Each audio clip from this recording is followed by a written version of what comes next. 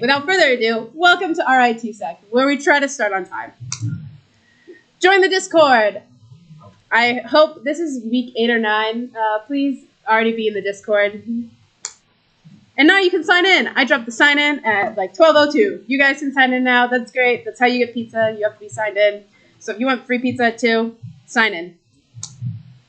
Check the calendar. This is how you know when all of our events are happening, like our interest groups and what's going on with that. Sometimes they change, like Physical did this year. So check it out. RITSEC mailing list. Learn who are the presenters for this week. Learn what's going on and follow. Raina puts a lot of work into the newsletter, so look at it. RITSEC feedback. I want to know what you guys are thinking about the job I'm doing. I don't want to know that, but I do want to know. Just don't be mean, please. I can't handle people being mean. Yeah.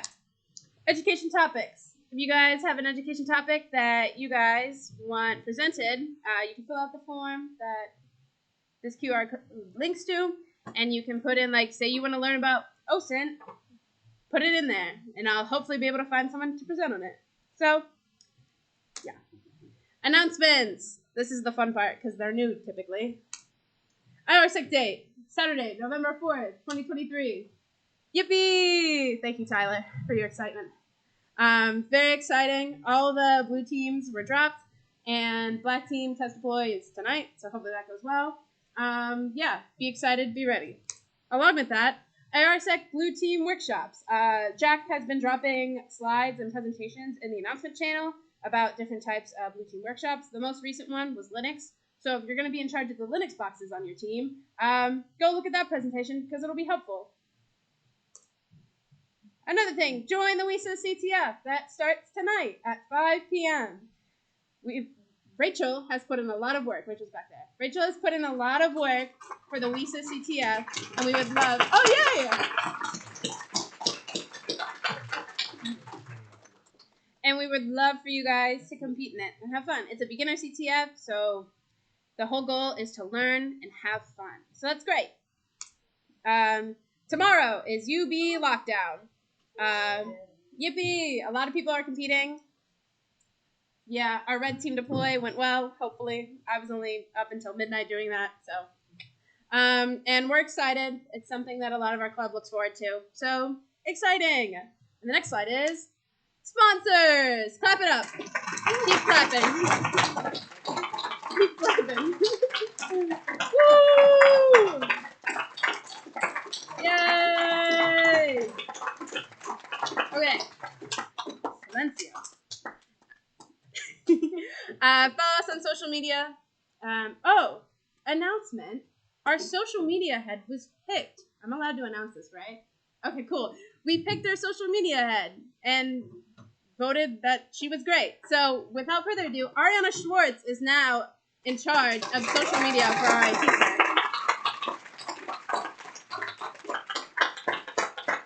So, follow the Instagram and the X accounts, or else Ariana will be mad instead of Sophie. Okay. And without further ado, we have Intro to Reversing by Sharad. Let's go! All right. Can you hear me? Okay, what's up, you clowns? Let's do reversing. Sorry, there we go. Okay. Oh, wait. Okay, I don't have anything else to do. Okay, so, intro to reversing. So, who am I? I'm Sharad. I'm a third-year CSEC here. I'm from Northern Virginia, and I'm a research intern at a company called 26 Technologies. Government contractor. I do a lot of mobile security research there. Yeah. And a lot of reverse engineering as well, on like mobile stuff. So, what is reverse engineering? So reverse engineering is essentially a process where you take something that's essentially unknown and try to make it known. So that could be pretty much anything. So most of the time it's like a binary executable. So sometimes it's malware. A lot of times it's malware actually, or maybe an exploit or something like that. But it can really be anything. Like there are really good examples of people reverse engineering network protocols, executable formats, storage formats, pretty much anything that's unknown can be reverse engineered. But today I'm really going to be talking about binary reverse engineering.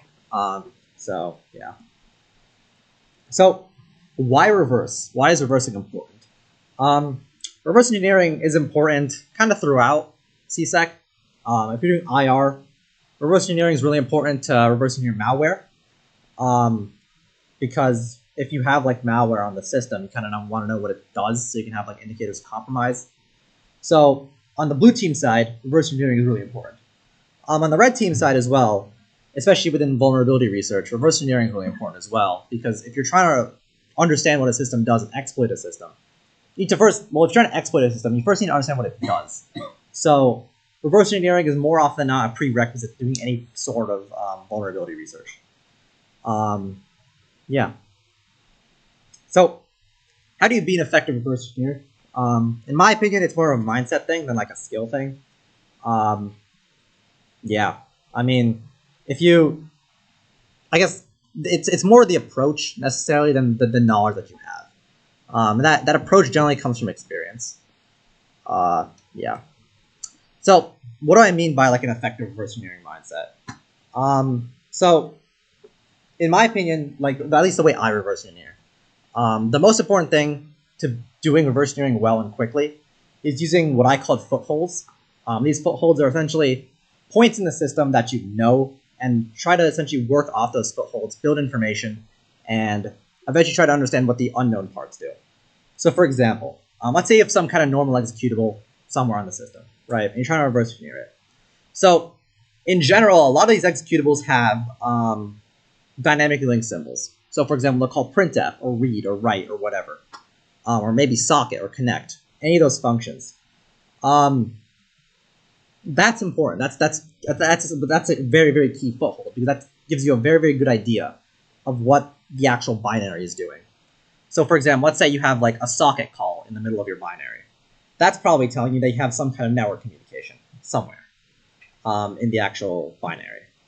So more esoteric examples of that are, for example, ARM hypervisor, if you happen to be reversing one of those, or really just any ARM kernel hypervisor trust zone. There's these VBAR registers that are really helpful usually. These give you the exception table, which can lead to other stuff. x86 kernel, you got the L star MSR, that gives you the syscall table. Then you can look at like some MSR registers or instructions for that, but that's a different example. So another really important thing is you have to really know when to focus on specific details. Like you don't want to be essentially stuck on this one block of your binary, because chances are it's probably not doing something useful. Unless you know it's something doing useful, it's doing something useful, it's not worth focusing on it. So knowing when to focus on specific details or when to zoom back out and try to look at the big picture is really, really important, and that can really significantly speed up your reverse engineering. Another really important thing, in my opinion, is pattern recognition. You kind of see this a lot with reverse engineering. Like at some point, you can kind of just tell what a for loop looks like, and this really just comes with experience. At some point, you can just be like, oh, like this is memcopy. Like you'll just like open up a function. You're like, okay, I guess I can show an example of that. This is kind of fun. So like at some point, you gotta this is the hypervisor. So this is just memcopy actually. Doesn't look like it, but it's just memcopy. It's kind of insane, but a lot of this is just like alignment stuff. You can, after like you get to some kind of point, you'll start to see that, yeah, this is just, yeah, what's up? Yeah, I can make it a little bigger. There we go. Oh, fuck. So yeah, this is a ridiculous function, but it's just memcopy, which is kind of ridiculous. But at some point, I think a lot of people tend to get to that point where you kind of just tell, oh, whatever. Okay, I'll just label it now. Yeah. So that's in my opinion, kind of how you grow to be an effective reverse engineer. Okay, some reverse engineering terms. I don't really like these terms, but we kind of have to go through them anyways. So you have static analysis. Static analysis when you analyze a binary without running or loading it. I guess running it. So I usually do this with some kind of decompiler or disassembler. Gidra, IDA, Binja are really good. Yeah, so what are some advantages of static reverse engineering? So the main advantage is that it's much safer, especially in malware. You don't have to run it, which is really, really cool. And it's kind of nice because you don't have to set up like a sandbox environment or whatever. The main disadvantage is that you can't really see the actual, because a lot of binaries have like anti-static analysis protections like hacking, self-decryption. stuff like that, and a lot of, or even beyond that, just like B tables, for example, a lot of that's really, really hard to see, especially in just a purely static environment. Yeah. So another big disadvantage is that, especially in certain binaries that interact with hardware, this is an embedded system specifically, static analysis can be really, really difficult because unless you have the hardware specification of the actual system, static analysis just is kind of a mess because you don't actually know what anything is doing. Because, yeah, you kind of just don't know because of how memory accesses work and how you interact with devices. Yeah. So dynamic analysis. Dynamic analysis, on the other hand, is analyzing a binary while it's running. Typically, this is done in a debugger.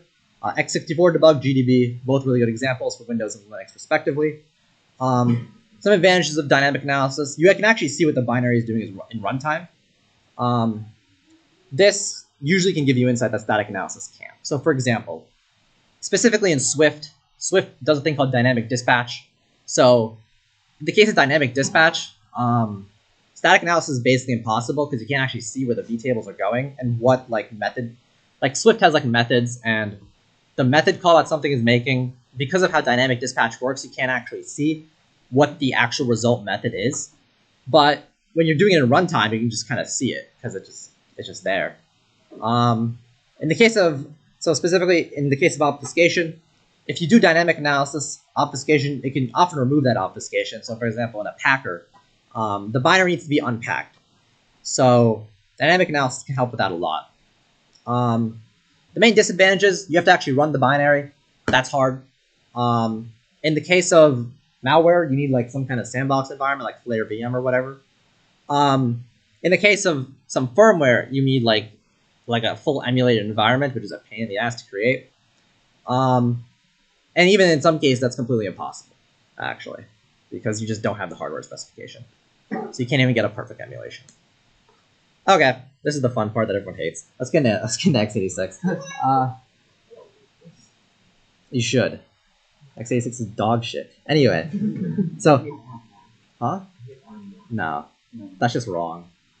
I don't think you've built an operating system. If you should go build an operating system and come back and tell me you hate ARM more. Anyway, x86. So x86? x86 is a CISC architecture. It's a complex instruction set architecture. It's used on both Intel and AMD. It's mainly used on PCs at this point. It's used, if you're kind of insane, you could use it on some devices, like embedded devices, but you kind of have to be on crack to do that. Huh? I don't know. In the embedded developer's office. I don't know. Anyway, so hopefully this is changing. Especially a lot of vendors, specifically Apple, are starting to introduce ARM chips, which are better for obvious reasons.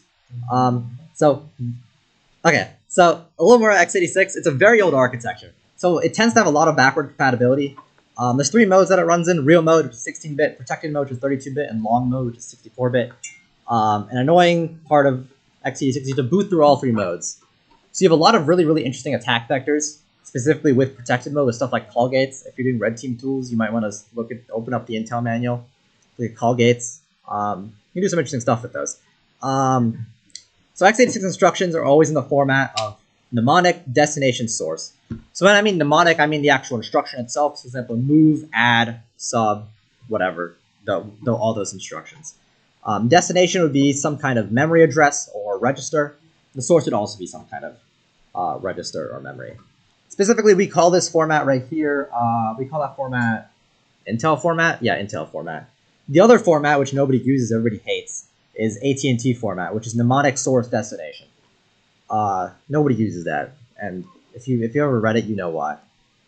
Yeah. Anyway, so registers. So registers are kind of the key to all assembly. It's like where everything is actually computed. Everything is always computed on the registers. So registers are basically on CPU memory.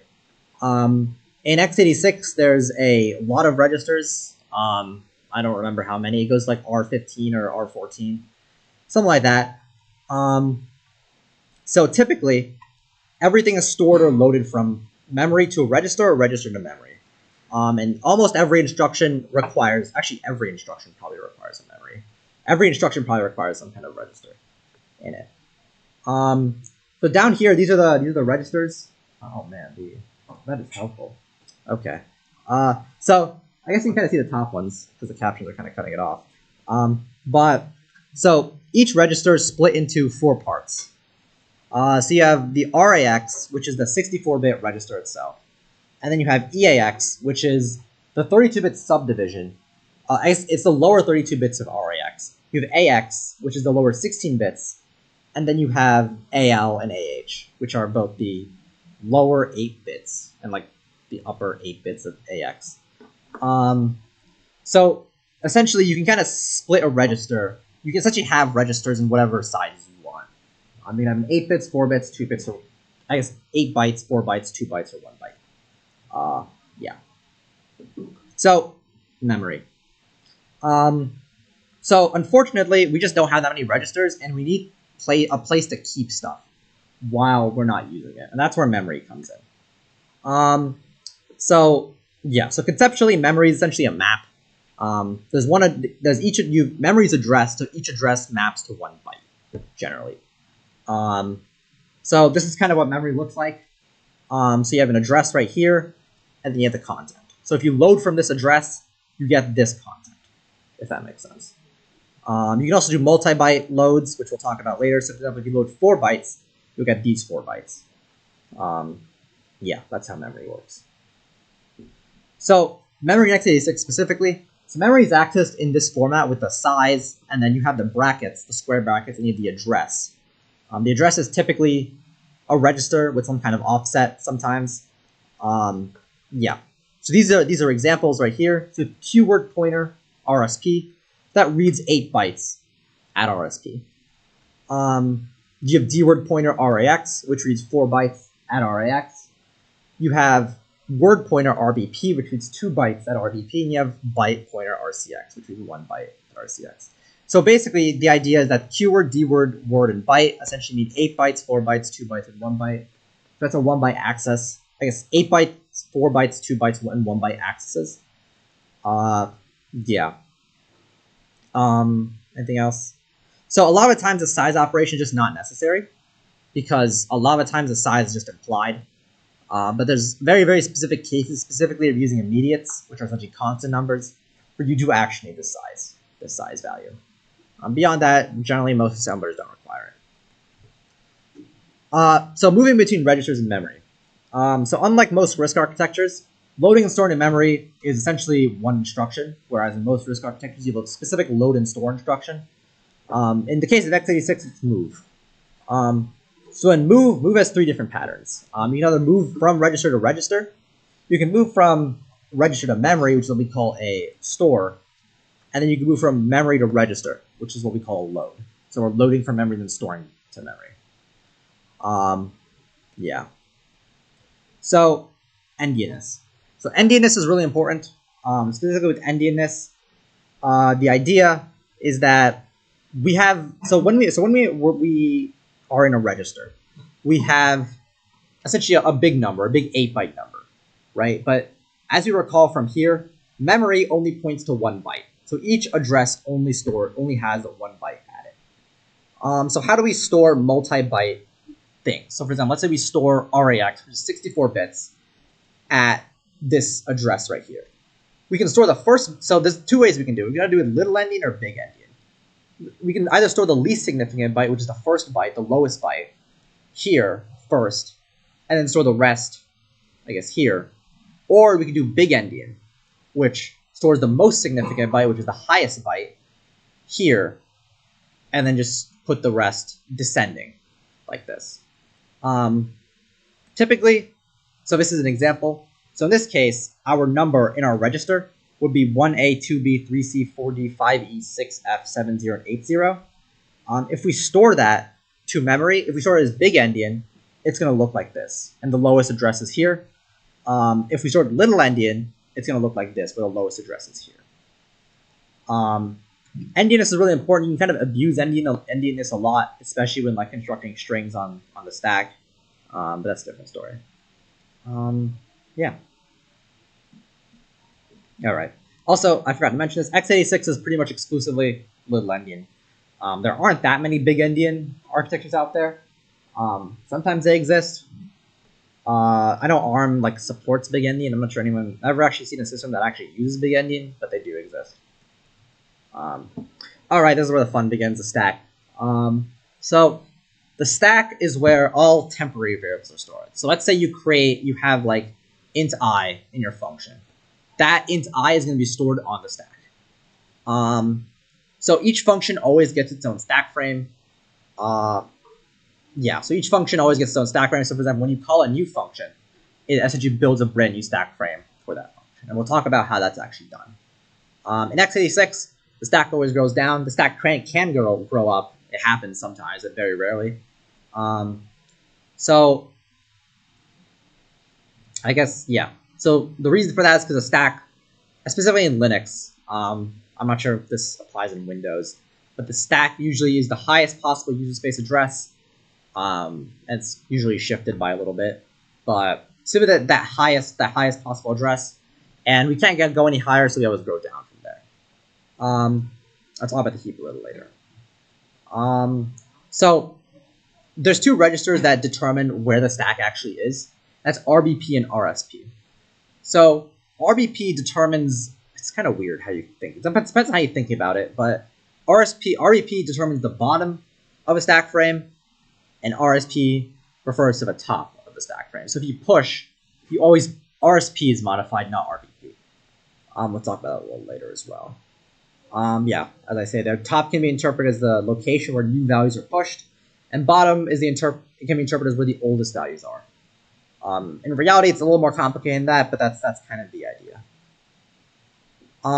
So there's two ways. This is actually if we want to push and pop onto a stack, we use the push and pop instruction. Typically, a push register. This is actually wrong. Push can also you can also use memory with push as well. So push register pushes the value of that register onto the stack, and pop register pops that value off the stack. So specifically, push subtracts 8 from RSP and then moves that value into the new RSP.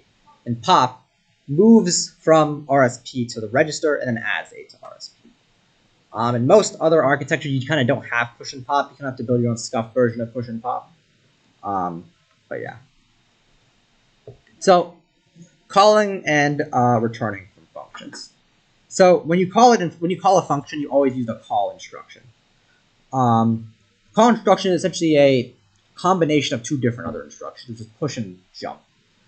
Specifically, when you do a call, you always push the address of the next instruction onto the stack, and then you jump to wherever you wanted to jump. The reason we do that is because we need a record of where we want to return to, where we were before. So we need to have that address somewhere, and that address is going to be on the stack. When we return, we do essentially a pop. We essentially pop into RIP, which is the instruction pointer.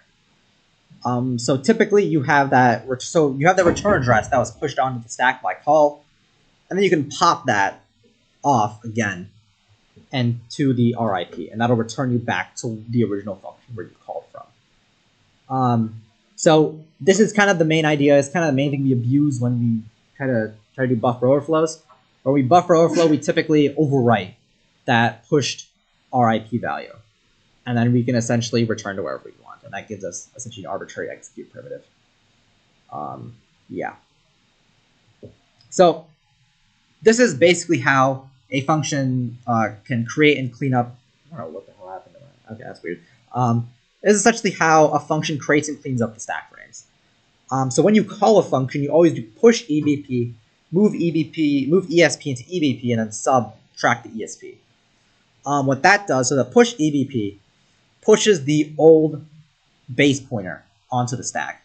So that essentially gives you a record of what the original base pointer was. Because we need to pop that off again and we return back to the original function. Then we move ESP into EBP, which essentially what's that actually do? That essentially resets the top of the stack frame. I don't know if there's a better way to describe that, but essentially sets up the new stack frame. And then we do sub ESPN, which essentially grows our stack frame. That gives us a bunch of space between the new EBP and the subtracted ESP. When we return, we call it the function epilogue.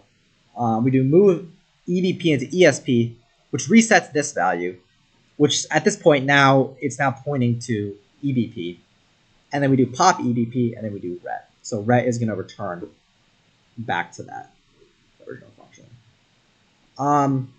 So this is kind of what it looks like in the stack frame. So we do, okay. So this is specifically in 32-bit, the calling convention for 32-bit. So this is how we essentially pass arguments into the function that we're trying to call. In 32-bit, when we call a function, we always push arguments in reverse order onto the stack. So in this case, we have argument 2 is here, argument 1 is here. Then we push the RIP. This is going to be the pushed RIP from the call instruction.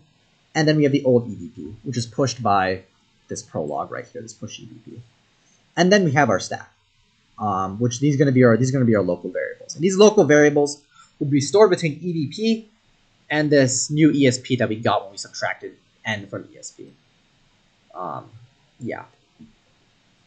So in 64-bit, we have a bunch of registers.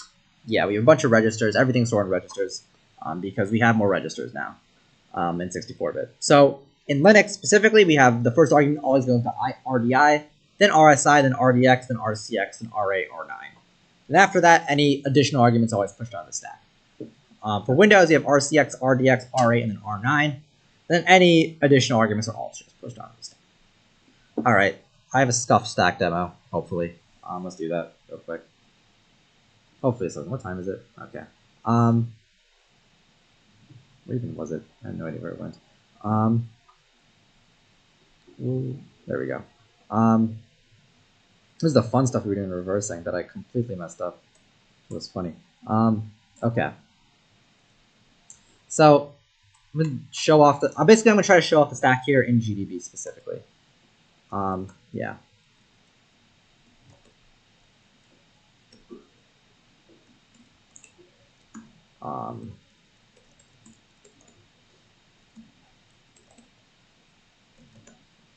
There we go. So what I essentially have here, let me describe this real quick. So this is essentially just a really simple assembly file, and I'm using NASM, which is an assembler, to try to essentially assemble it and have just an assembly file that I can use. So let me first describe. Let me actually create a few instructions here. So the first thing I'm going to do is I'm just going to move. So the first thing, this is a really simple example. Big enough? There we go. So this is just a really basic instruction right here. Just move 1 into RAX. All this is going to do is going to set RAX equal to 1. And let me just show that real quick.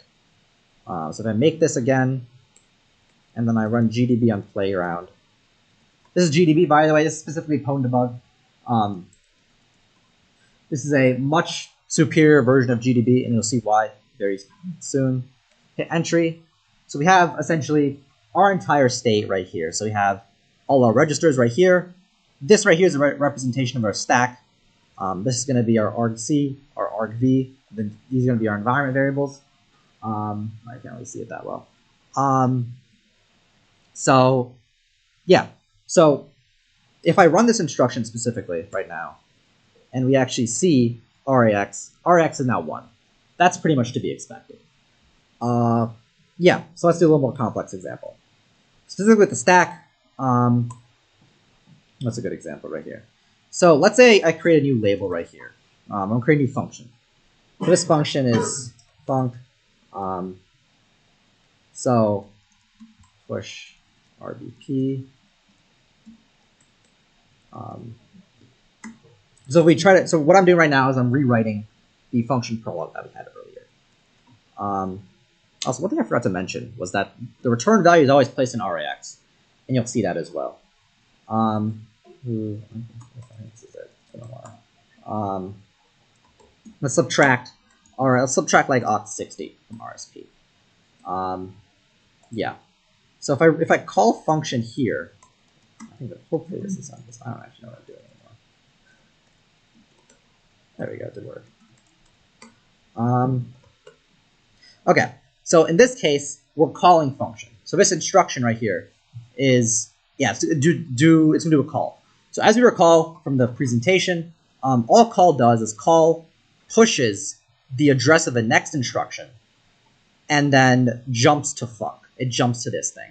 So in this case, the address of the next instruction is this instruction right here, this address right here, this aux401005. So if we watch the stack carefully, we'll see that RSP will actually increment. So right now, this is the address of RSP, right? If I print out RSP, we'll actually see that. This is the address of RSP. We'll see that when we do call function, it'll actually it'll subtract by 8. This value will subtract by 8, and in the new memory location, we'll see this address. So let's see how that works. So if we run step into, and we actually see that's exactly what happened, right? We subtracted 8 from here, and now we have this instruction, this address right here, which from before was our return address.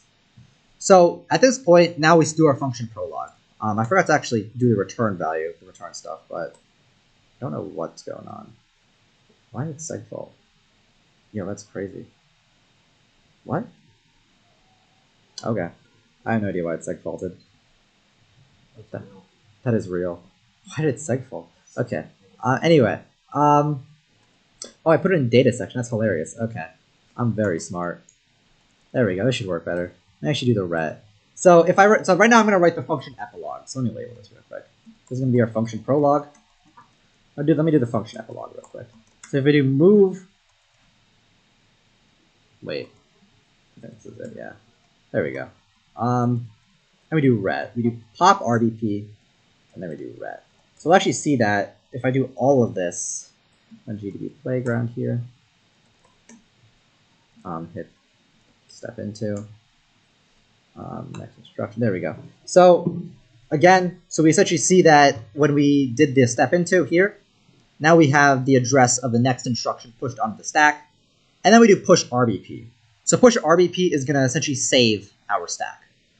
I guess our old base pointer, and that's important because because when we return to the previous function, we need this base pointer because this old, I guess when we return to start rather.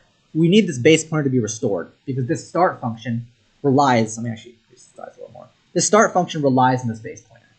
So if we don't restore the base pointer, then the function is just going to die. It's probably going to seg fault. So that's why we push RBP. And if I go through this, so we do move RSP to RBP, this instruction right here actually create a new stack frame.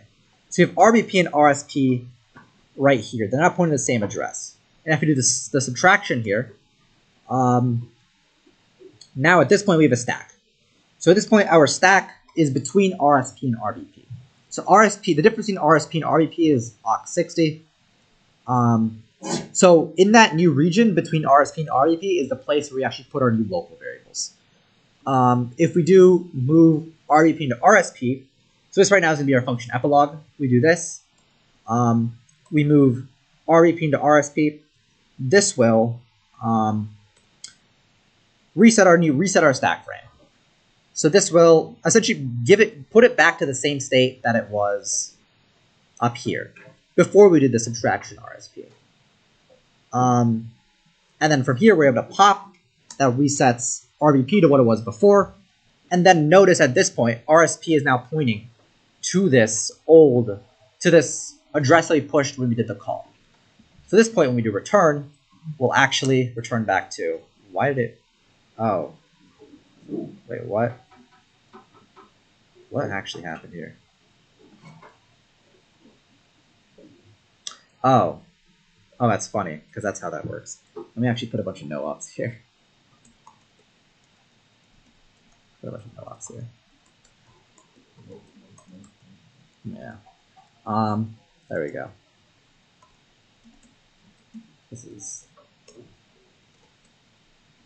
So the reason why that happened, by the way, is because start and function are literally just adjacent. So the next instruction for start, like the instruction that was pushed from the call, is literally just the first thing of function. So that's why that happened. So if I go through that entire process again, and actually go here, we'll see that we return back to the no-op. that we pushed earlier. That's how stack frames work. Do you have any questions on that before I move on? Sick. Okay. Yeah. Okay. So the next thing I want to go to is jumping in conditionals. So a lot of times in code you want to compare conditions. So you want to have like an if statement, for example. You just want to say I is equal to 0. I is equal to 0. In that case, you can't just use just a normal jump. A normal jump, all it does is it literally just jumps to another portion of the code. But in a lot of cases, you need some kind of conditional jump. In that case, you use a compare and a jump. So a compare will actually compare two values, and then it will set some certain flags in the flags register. And based on this flags register, you can also have a jump conditional, for example, a jump equal or jump not 0 or whatever. And then that will, depending on what's in the flag register, that'll actually perform or won't perform the jump. Yeah. Actually, I can do a real quick example, real quick. So let me do a real quick example of a if statement, what an if statement kind of looks like in assembly. So if I erase all this, move RAX 1. So we're compare RAX to 0. So what this is going to do is this is just going to compare RAX and 0. We're going to do what's called a jump 0. So this is going to say if this comparison is 0, then jump. So in this case, let's say we have a jump 0. Did I do else or did I do if? I'm going to do else here. This would be our else code. I'm doing no op here. Whatever. Move RCX. Ox A. Jump 0 else. Then move RCX. Ox B. So in this case, what this is going to be is this is going to be, I believe, in C, if I'm not dumb, if RAX is not equal to 0. Yeah, if RX is not equal to 0. So if RAX is not equal to 0, then do this, because jump 0 will essentially say, okay, if I want, yeah, it'll essentially, so this jump 0 will only trigger if RAX is 0. In that case, we hit the, I guess, we hit the else statement, right? But if it doesn't trigger, then RAX is not 0. In that case, we hit the if statement, I guess, the if code. So I could kind of show that in practice here. And make again.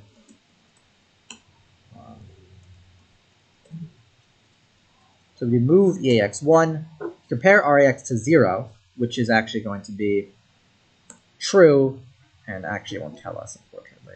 But in this case, it won't take the jump, right? It won't take the jump because RAX is not 0. Then we'll see that. Wait, no. Yeah, it won't take the jump. So it won't take the jump, and yeah. So if I change this as 0, this 1 to a 0, on the other hand, they're on GDB Playground. In this case, as you can see, it will take the jump, which is very nice. Which is pretty much what we expected. So, yeah, that's how jump conditionals work. And you can kind of expand that entire idea to stuff like for loops, if loops, while loops. All of those constructs, all those loops, require on the jump conditional thing in assembly. Okay, very quickly, some various other instructions that you'll probably see. Add, just adds, nothing crazy. Subtract, just subtracts from registers in memory. Nothing crazy there either. So move SX. This is where stuff gets a little complicated. Move SX is when you do a move with a sign extension. So I guess descriptively here, the way I describe it is, so when you have a move SX, you can actually have a register as well. I don't know if I have memory there. You can have a register in memory or memory. Specifically, the real important thing is that the size of the two operands is different when you do a move SX. I think you can only move from memory to I guess specifically with a move SX, the destination always has to be a register actually. So in this case, the sizes of the two operands are different. So in this case, you might have a 64-bit register here, for example, RIX. You have 16-bit memory here, so like 2 bytes. Now the trouble with that is that when you move from here to here, the upper bits are not actually described. So those upper bits are going to be undefined.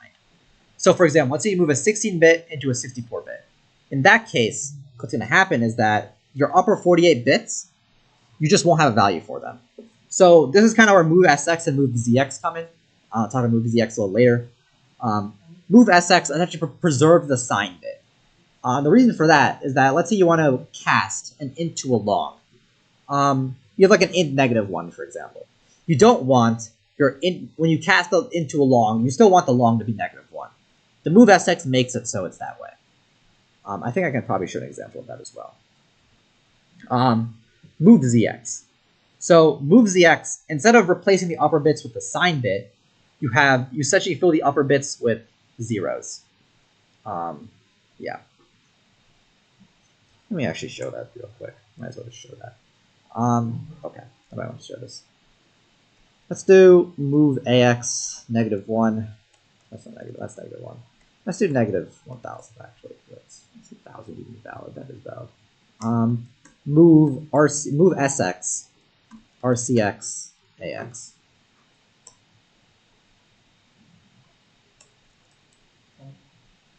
Make here.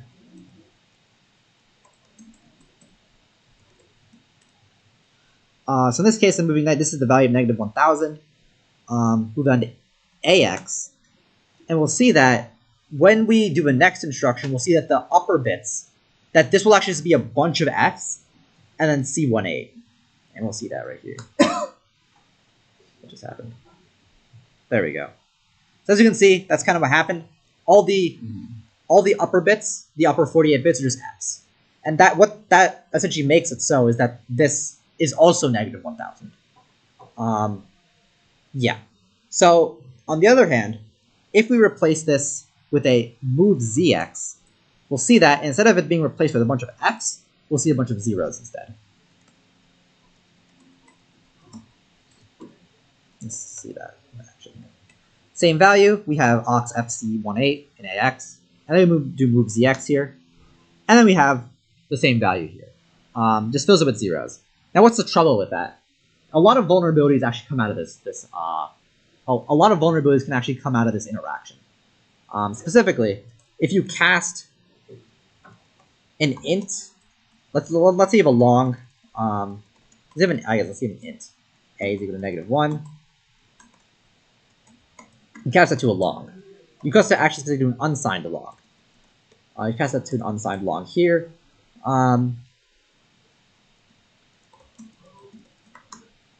In this case, the problem with this is that a lot of the times you have like integer, you can essentially abuse this a lot of the times, specifically with if statements, and you can essentially get integer overflows, integer underflows, buffer overflows, buffer overwrites with this specific interaction. Yeah. In fact, I can actually pull that up on Godbolt real quick. Godbolt, by the way, is a compiler explorer, so it actually shows me what the code is doing here. So if I GCC works.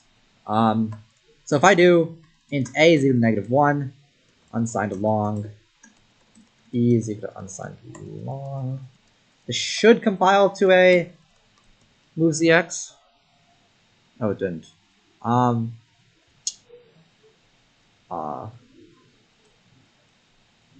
didn't this? What? Okay. Well, this is a little bit of a problem. What's the CDQ we do here? I don't know why that didn't compile to a. What CDQ we do? CDQ we do again?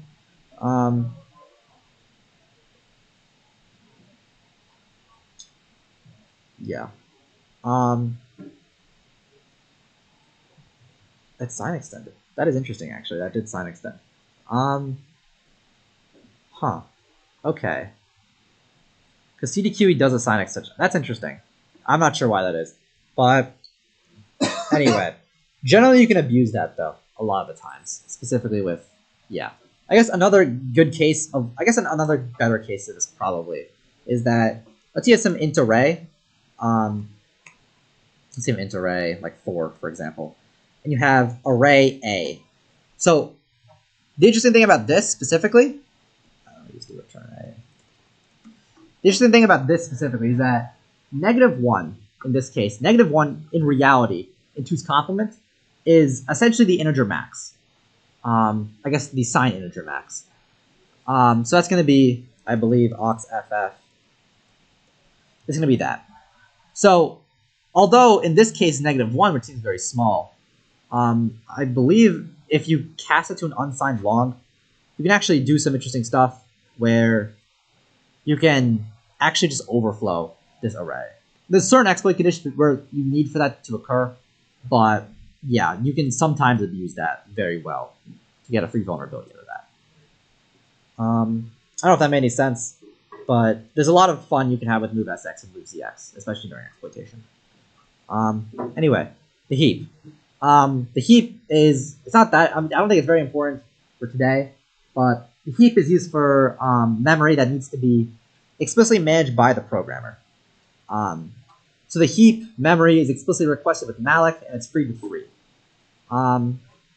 So improper usage of the heap leads to a lot of vulnerabilities. This is where a lot of the vulnerabilities actually come from. Use after freeze, double freeze, memory leaks, all that kind of stuff is kind of a disaster. And those are very exploitable, all of them. Use after freeze usually lead to you usually get like a free arbitrary overwrite with those. Like you can usually overwrite some kind of function pointer. Double freeze you can lead to like double allocation, all that kind of stuff. Especially within like the kernel heap, you can do a lot of stuff with that. Yeah, so a lot of vulnerabilities there. A lot of vulnerabilities, frankly, in all of this, and that's kind of where secure programming comes from. Anyway, last thing, I was going to reverse engineer a really quick binary. This was specifically from Seesaw. It's like a rebug 1 or something. Really simple binary. But yeah, let me just show that off here. Yeah. So I should open this up here. I don't know. I should don't have looked at this binary in a long time. So this is Cutter, by the way. This is like a really nice, really easy to use assembler. If you're doing some very easy reverse engineering, it's usually pretty fun to use. So yeah, let me just show what this is doing. The one.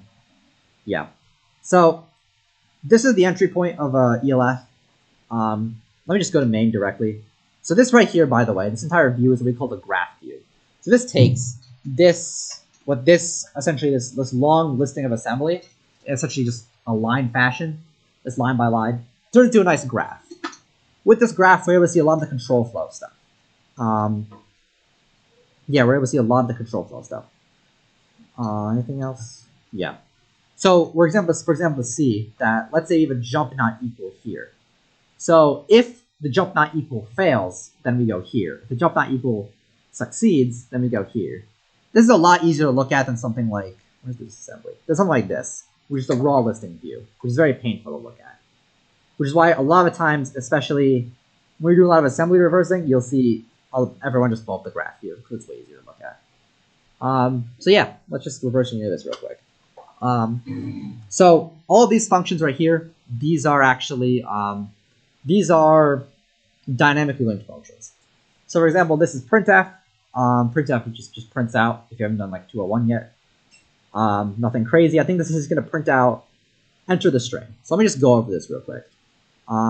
This is push RBP, move RSP to RBP and do the subtraction. This is the function prolog. Yeah. And then we do Leah, RAX, and then we do string into RAX. So what this is doing, this Leah instruction right here, I didn't actually mention that in the presentation. But the Leah instruction is essentially moving the address of this string, this assembly, of this string, this enter the string right here. I'm not sure. Right? I can't see that, unfortunately. It's moving the address of this enter the string into, go back to main here, into RAX right here. And then we move RAX into RDI. Keep in mind that RDI is going to be our first parameter. That's going to be very important. And then we call printf on that. So what this block is going to do right here, this block is going to print out, we can actually create a comment here, it's going to print out enter the string. That's all that's going to do.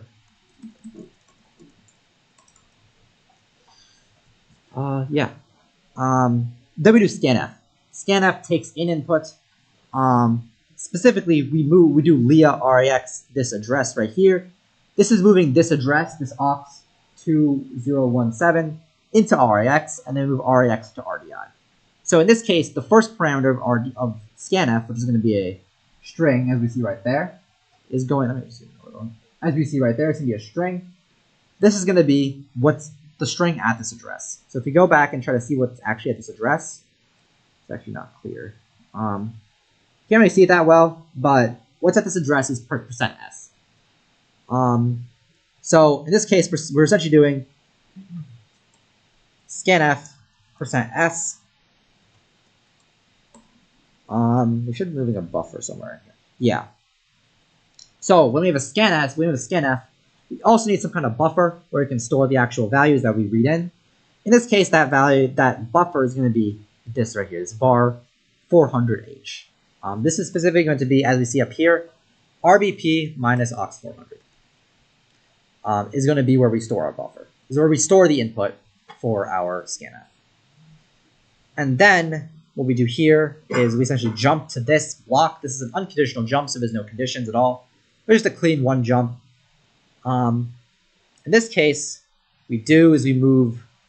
Oh, okay, this should be interesting. Okay, let me go through this real quick. So we move 0 into RBP minus 4. We should actually keep in mind this. Keep this in mind, because this will be important. Yeah. Okay. So we do RBP minus 4, 0. So we set RBP is equal to 0. Okay.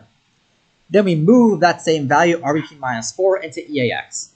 So for the first iteration, specifically, this is, by the way, a for loop. Spoilers.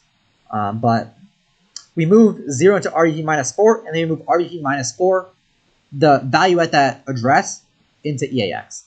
So at this point, EAX at the start, EAX is equal to 0. Yeah. And then, this is where it gets fun. Actually, let's rename this variable right here. String. So this is going to be actually our input string.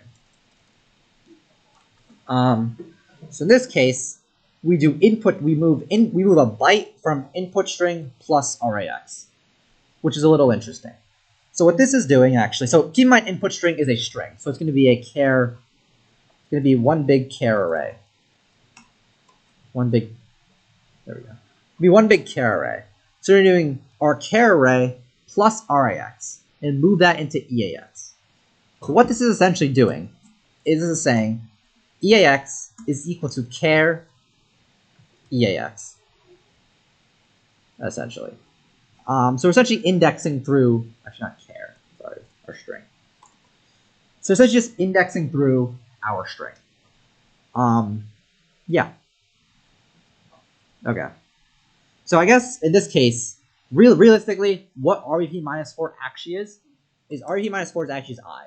Like when I mean like I in a for loop, for example. In this case, we move basically string I, because keep in mind we're loading I from memory into EAX. We're moving from string I into EAX. That's a C statement. It'll look something like this. And then we test AL.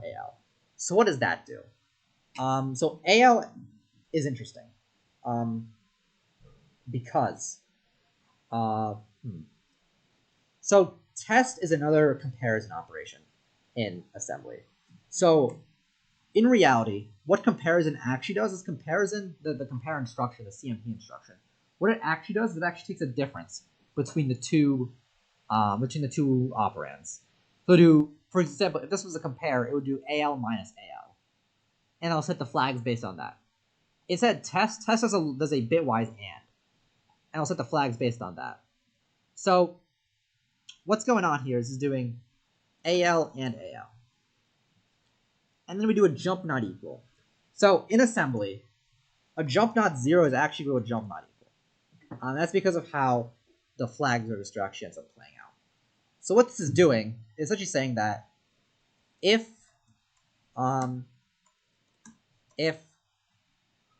string I does not equal 0, I guess is equal to 0 rather, then does not equal 0,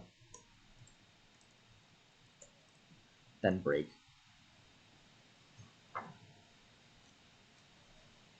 Right. Wait, no, my bad. If I is equal to 0, then break. And the reason it's equal is because in the case that it's not equal, then we actually jump to the success. Then we go back again. So if string I is equal to 0, then we leave. Yeah. So, okay. Yeah. So then we compare. So we essentially continue this for loop over and over again. So in this case, we do right here is I plus plus actually. We continue this for loop over and over again until string I is equal to 0. So what this actual like for loop actually is this is a string compare. Yeah, this is just a string compare. I think I should just say that. So we're doing no, it's actually a string length. Sorry, not a string compare. String length. So then we compare I to oct. If I is equal to oct, which is just 12. And